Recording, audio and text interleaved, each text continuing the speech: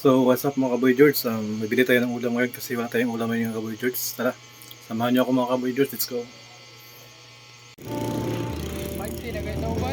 20 Jud.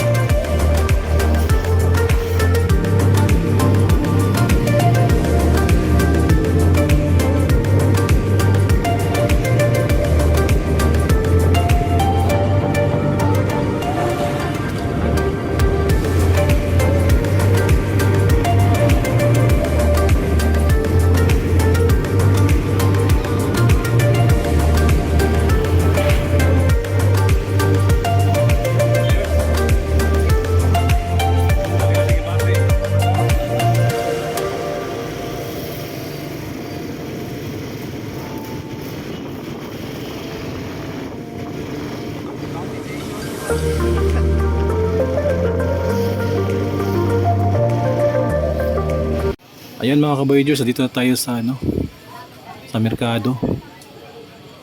Ayan, dito sa Chicken Jizz pala ang tawag dito sa amin mga Kaboy George kasi tag 10 pesos lang po yung chicken joy nila dito.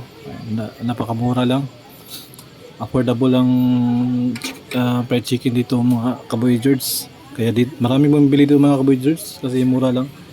At saka sulit na sulit tong manok niya kasi malaki din. Marami dito sila mga Kaboy George na natitinda ng ganito. So, pwede kang pumili pero dito ako bibili kasi dito ako nasanay bibili. Kaya yan mga Kaboy George, madaming napipilahan dito. Pwede ka rin pala ditong kakain mga Kaboy George kasi meron din silang dito table. Yan mga Kaboy George, nakabili na tayo. Abangan tayo ng masasakyan yung balhabal sa amin, tawagin sa amin ay balhabal. Dito pala natin siya matatagpuan na doon sa aming marketplace sa fish terminal ang bibenta ng mga fried chicken. At saka dito malapit sa Mercury at kung dito sa bibili ka ng prutas mga Kaboy George, meron din dito fruit market. Yan. So yun lang mga Kaboy George, ingat kayo palagi, God bless.